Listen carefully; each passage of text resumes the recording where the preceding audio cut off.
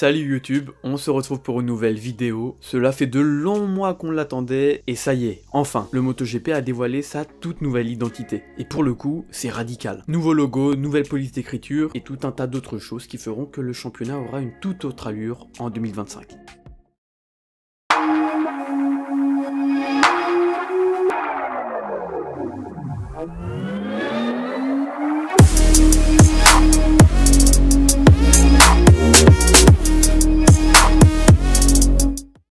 La première question qui peut venir à l'esprit, c'est pourquoi changer? Je vais le dire une bonne fois pour toutes. Liberty Media n'a joué aucun rôle là-dedans. Ils ne sont toujours pas propriétaires des grands prix, alors peut-être que le championnat essaie de se faire beau pour les séduire encore plus, mais ce n'est pas Liberty qui a décidé ça, que ce soit clair. D'ailleurs, ces derniers temps, le MotoGP donnait l'impression d'essayer de cacher leur ancien logo un peu sous le tapis, en laissant plus apparaître le nom de la marque avec la typo MotoGP Display, plutôt que d'assumer leur véritable symbole, qu'ils préféraient mettre en plus petit dans un coin. L'ancien logo n'est plus adapté à ce qui est en vogue. Ça fait 18 ans qu'il est là, c'est bon, hein, laisse ta place, on a compris. Les temps changent, et après autant d'années à utiliser le même sigle, même si ça ne nous vient pas forcément à l'esprit car on a l'habitude de le voir, il ne suit plus les tendances. La typographie elle est pas incroyable, et surtout le symbole du drapeau à damier qui était un peu trop imposant. L'architecture est vachement verticale et disproportionnée par rapport au nom de l'entreprise. Par exemple, si vous le mettez à côté d'un autre, la logique veut qu'il soit de la même taille. C'est plus joli. Et si on fait ça, eh bien on se rend compte que le nom MotoGP est plus petit et moins visible que celui de l'autre entreprise, car les damiers prennent toute la place. Donc voilà pourquoi il a été modifié. Il ne correspondait plus aux critères modernes, et le timing était parfait pour changer d'identité. Si jamais vous voulez en savoir plus sur l'ancien logo, vous pouvez aller checker cette vidéo. Et dans celle-ci, j'étais un peu déçu car je n'avais pas trouvé qui l'avait créé. Mais là, pour le nouveau, je l'ai. C'est le studio de design Pentagram, situé à Londres, qui a été en charge de refaire l'identité du championnat via une petite équipe. Pour vous donner une idée de qui est Pentagram, ils ont conçu les logos de Warner Bros, Reddit ou même Eurosport. Rien que ça. Maintenant qu'on a les bases, intéressons-nous à ce nouveau symbole. Une nouvelle fois, on a un texte-image, donc le nom de l'entreprise représente aussi son logo. Ils n'ont pas de symbole reconnaissable comme Nike. Ouais, je dis Nike, comme les Anglais quoi.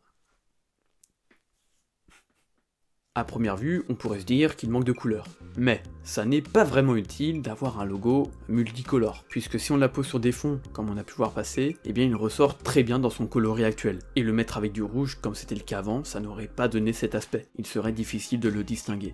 Si vous regardez bien, l'ancien était de plus en plus décontenancé de ses couleurs pour être affiché. Il était davantage blanc que noir et rouge. Donc mettre des couleurs si c'est pour les enlever après, c'est inutile. Et je pense que le logo sera plus inscrit sur des fonds colorés que sur de simples arrière-fonds noirs. D'où ce manque de coloration. Malgré sa simplicité visuelle, il y a de véritables interprétations à avoir. Le M représente deux motos sur l'angle, les O correspondent aux formes des roues, et le T au pilote. Bon, faut imaginer, hein, c'est abstrait. Ensuite, il y a le GP, il est censé représenter les limites d'un circuit. L'abréviation GP diffère du reste, c'est ce qui m'avait un peu chagriné au début, mais finalement c'est plutôt judicieux. Comme ça, lorsque le mot est contracté comme c'est le cas ici, eh bien ça met en avant la catégorie en question. D'ailleurs la contraction, parlons-en. Si des fois il faut condenser le logo pour je ne sais quelle utilisation, ça permet de rester connaissable, de savoir que c'est celui de telle ou telle catégorie, chose qui n'était pas le cas avant. Et oui, car ce changement touche toutes les catégories des Grands Prix, donc Moto 2, Moto 3, Moto E et même eSport. Cette uniformisation permet de montrer qu'on est dans le même univers, que tous ces championnats sont liés. Mais en même temps, je trouve que ça minimise un peu la classe reine, et quelqu'un qui découvre ne va pas forcément comprendre quelle est la catégorie phare. Donc le move est pas incroyable niveau communication. Après, si on en croit les différents travaux, il devrait y avoir des couleurs attitrées à chaque championnat. Donc à voir. Le logo n'est pas le seul changement, on l'a dit en intro, c'est toute l'identité graphique du championnat qui a été modifiée. Par exemple, la typographie a été refaite en collaboration avec F37, qui est spécialisé dans la création de polices d'écriture. On a des chiffres et des lettres qui ont plusieurs versions en fonction du support où ils vont être utilisés. Certaines vont être liées, dépendamment de celles qui les suivent. Voilà, il y a vraiment eu une énorme réflexion et un énorme taf pour faire ressortir l'ADN de la course. Chose plutôt réussie puisqu'il y a vraiment ce côté linéaire et courbe qui ressort. Pour les classements et autres graphiques en course, on va aussi avoir de nouveaux designs. C'est vraiment une énorme refonte visuelle dans laquelle s'est lancé le MotoGP. Ça va nous faire tout drôle à la rentrée, mais en même temps quand je vois les petits visus qu'ils nous ont lâchés là, je sens que ça va être pépite. Bon, l'arrivée du nouveau logo a été clairement réfutée par les plus grands critiques du monde. Les fans quoi, ils ont pas aimé du tout. Rendez-nous l'ancien logo!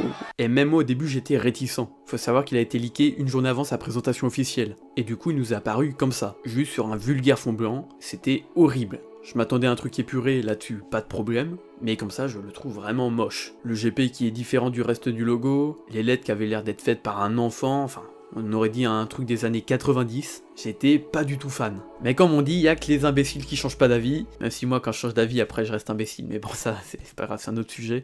Quand je l'ai vu lors de la véritable présentation apparaître sur des fonds noirs, colorés ou en mouvement, là j'étais...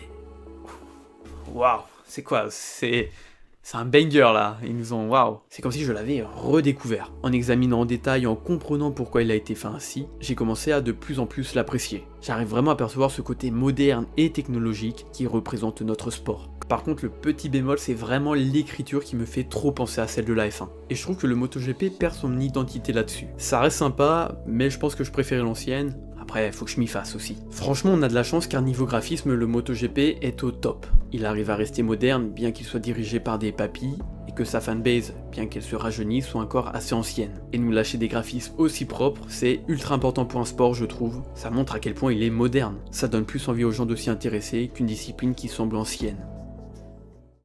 Et voilà, c'est la fin de cette vidéo. N'hésitez pas à m'écrire en commentaire ce que vous pensez de la nouvelle identité du championnat. Si la vidéo vous a plu, faites pas vos timides, mettez un like. Et si vous voulez vous abonner à la chaîne, bah n'hésitez pas.